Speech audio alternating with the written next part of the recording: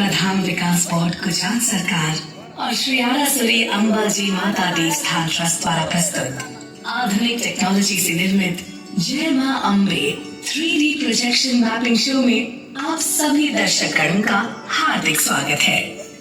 ये वो पावन भूमि है जहां एक जीवन में एक साथ एक ही स्थान पर दर्शन की सोच के अंतर्गत सभी श्रद्धालुगण श्री 51 शक्तिपीठों के सौभाग्यपूर्ण दर्शन पाकर धन्य हो सकते हैं। आप सभी से निवेदन है, कृपया शो के दौरान अपने मोबाइल फोन बंद कर दें और अपने निर्धारित स्थान पर बैठ जाएं। धन्यवाद।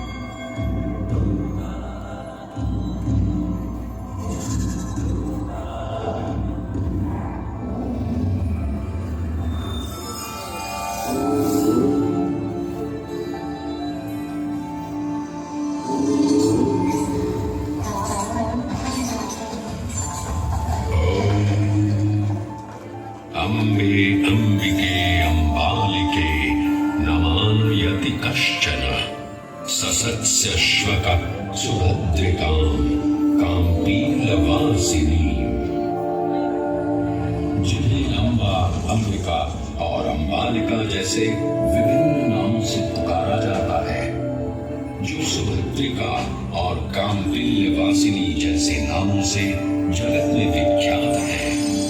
हम सब उस मां अम्बा के प्रत्येक रूप को प्रणाम कर उनका आवाहन करते हैं। तालुका दांता, जिला बनासकांठा, राज्य गुजरात। यही अंबिका वन में आरासुर की पहाड़ियों के दक्षिण पश्चिम में अरावली की पुरानी पहाड़ियों में गब्बर पर्वत पर विद्यमान है अंबाजी माता का ये मूल पवित्र स्थान, जो ब्रह्मांड की सर्वोच्च ब्रह्मांडीय शक्ति का उद्गम स्थल है। देवी पुराण में वर्णित मां शक्ति के 51 शक्तिपीठों में से एक इस प्राचीन मंदिर में करोड़ों श्रद्धालु मां अम्बा का आशीर्वाद लेने आते हैं। इन शक्तिपीठों के बनने के संदर्भ में अनेक पौराणिक कथाएं जनमानस में प्रचलित हैं। उन्हीं में से एक कथा है प्रजापति दक्ष और मां सती की। एक बार प्रजापति दक्ष ने संसार का पूर्ण रूप से संचालन करने हेतु एक सभा बुलाई।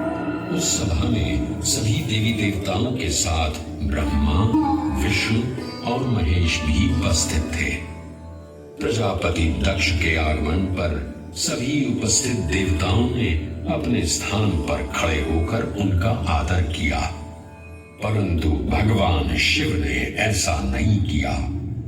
इस बात से क्रुद्ध होकर महाराज दक्ष ने कहा, शिव, मेरे आगमन पर सभी उपस्थित देवताओं ने अपने स्थान पर खड़े होकर मेरा अभिनंदन किया, लेकिन तुमने ऐसा न करके मेरा अपमान किया है। तुम जैसे मुंडधारी, गले में नाग को लपेटे, शरीर पर शमशान की भस्म लपेटे प्रेत को तो इस सभा में बुलाना ही नहीं चाहिए था। और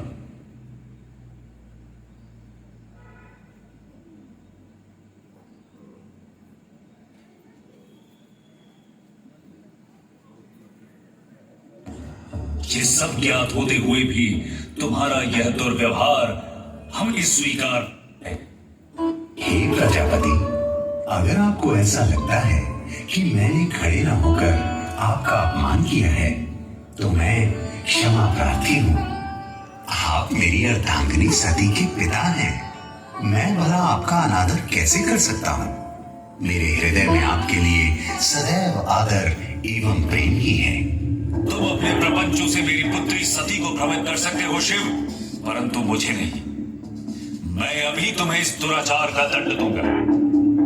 जाओ, मैं तुम्हें श्राप देता हूं शिव कि इस संसार में अब जब भी कोई यज्ञ का आयोजन होगा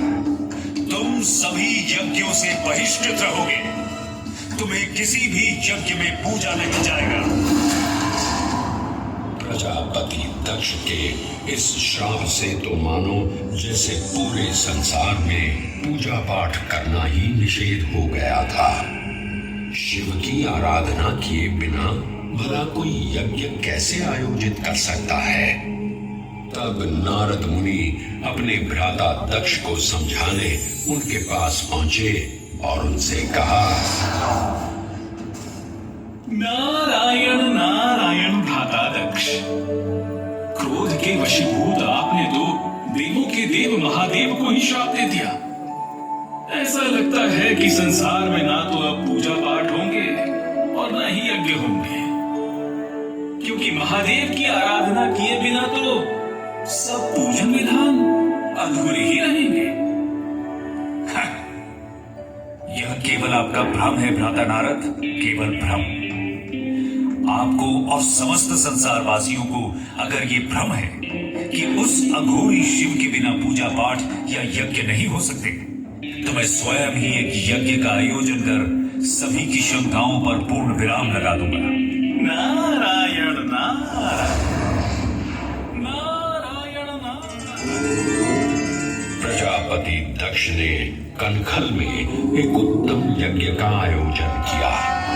उस यज्ञ में सम्मिलित होने के लिए प्रजापति ने ब्रह्मा, विष्णु, इंद्र एवं सभी अन्य देवी देवताओं को आमंत्रित किया, परंतु अपनी बात सिद्ध करने हेतु उन्होंने भगवान शिव और सती को निमंत्रण नहीं भेजा। जब सती को ये ज्ञात हुआ तो वो स्वयं ही यज्ञ में सम्मिलित होने एवं अपने पिता से मिलने कनखल जा पहुंची। सती को देखकर प्रजापति दक्ष क्रोधित हुए और उन्होंने अपनी ही पुत्री का तिरस्कार करते हुए कहा, जब तुम्हें और तुम्हारे शिव को निमंत्रण ही नहीं दिया गया तो तुम इस यज्ञ में क्या करने आई हो सती? यह उत्तम यज्ञ है, जाओ। यहाँ तुम्हारी या तुम्हारे शिव के लिए कोई स्थान नहीं है। पिताश्री, आप मेरे स्वामी शिव की निंदा बंद करें। आप ऐसा सोच भी कैसे सकते हैं कि बिना शिव की आराधना किए कोई यज्ञ सफल भी हो सकता है?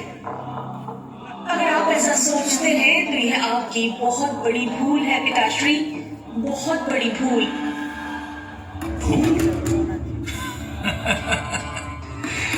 कैसी भूल? इस यज्ञ में जिन देवताओं को उपस्थित होना चाहिए था वे सभी यहाँ उपस्थित हैं। यहाँ संसार को भ्रमित करने वाले तुम्हारे अघोरी शिव की कोई आवश्यकता नहीं है। पिताश्री, मैं फिर कहती हूँ कि शिव निंदा बंद करें। मुझे लज्जा आती है ये कहने में कि मैं आपकी पुत्री हूँ। मैं अब इस देह में रहकर आपकी पुत्री बनना अस्वीकार करती हूँ। मैं अभी इस अग्निकुंड में कूदकर अपनी देह का त्याग करती हूँ।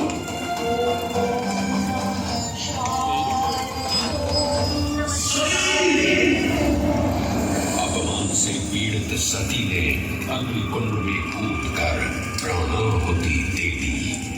सती की मृत्यु का वृत्तांत जानकर क्रोधित शिव ने प्रलयंकारी तांडव प्रारंभ किया।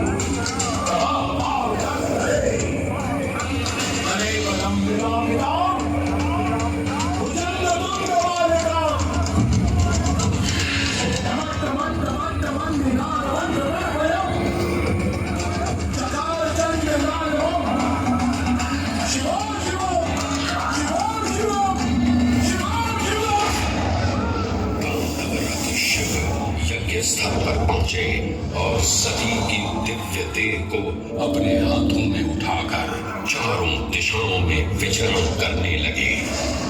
पृथ्वी समेत तीनों लोग व्याकुल हुए तो भगवान विष्णु ने अपने सुदर्शन चक्र से सती की दिव्य देह को 51 भागों में विच्छिन्न कर दिया। धरती पर जिन 51 स्थानों पर देवी सती के अंग कटकर गिरे, वे सभी स्थान शक्तिपीठ बन गए। तंत्र चूड़ामणि में वर्णन मिलता है कि देवी सती का हृदय गब्बर पर्वत पर इसी स्थान पर गिरा था जहां आज ये प्राचीन मंदिर स्थापित है। 999 सीढ़ियां चढ़ने के बाद भक्त गब्बर पर्वत की चोटी पर पहुंचते हैं, जहां मां अंबा की अखंड ज्योत जो सदियों से प्रज्वलित है, श्रद्धालु उसके दर्शन करते हैं। इस प्राचीन मंदिर में मां अंबा ज्योत स्वरूप विराजमान है। दिव्य ज्योत के साथ साथ गब्बर पर्वत पर मां अंबा के पद चिन्ह एवं रथ चिन्ह भी विद्यमान है। पृथ्वी पर स्थापित देवी के 51 शक्तिपीठ ब्रह्मांडीय शक्ति के केंद्र माने जाते हैं।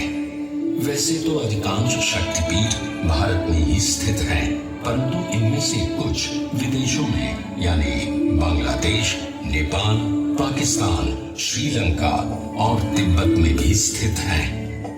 प्रत्येक श्रद्धालु की ये मनोकामना होती है कि वो इन 51 शक्तिपीठों के दर्शन कर सके, परंतु वर्तमान समय में इन 51 शक्तिपीठों के दर्शन करना हर किसी श्रद्धालु के लिए संभव नहीं है।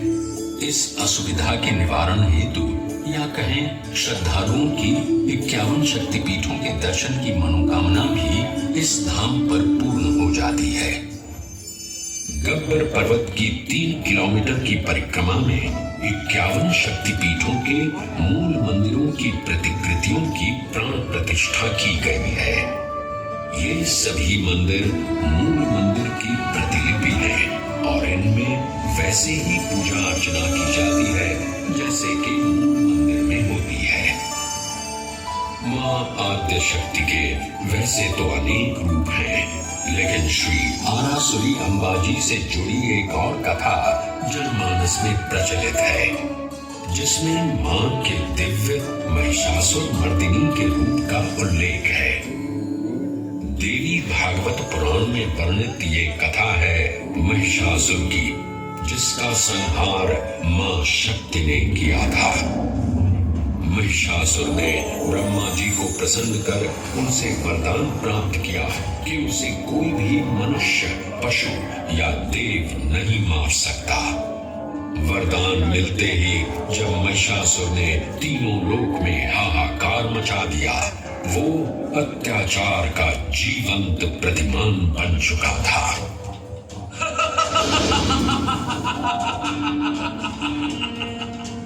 मेरी शक्तियों के समक्ष अब कोई भी देवता या मनुष्य मुझे परास्त नहीं कर सकता। ब्रह्मा जी के वरदान से तो मैं अब काल को भी चुनौती दे सकता हूँ। मैं अजय हूँ, मैं अमर हूँ, मैं महिषासुर हूँ, महिषासुर।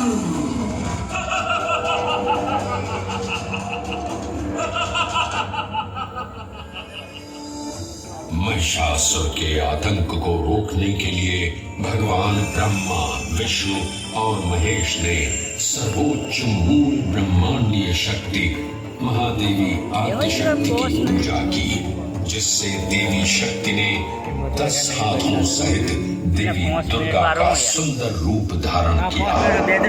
लगातार 9 दिन और रात तक चले इस युद्ध के अंतिम 10वें दिन मां दुर्गा ने अपने पवित्र खड्ग से महिषासुर का वध किया और महिषासुर मर्दिनी के नाम से जगत में विख्यात हुई।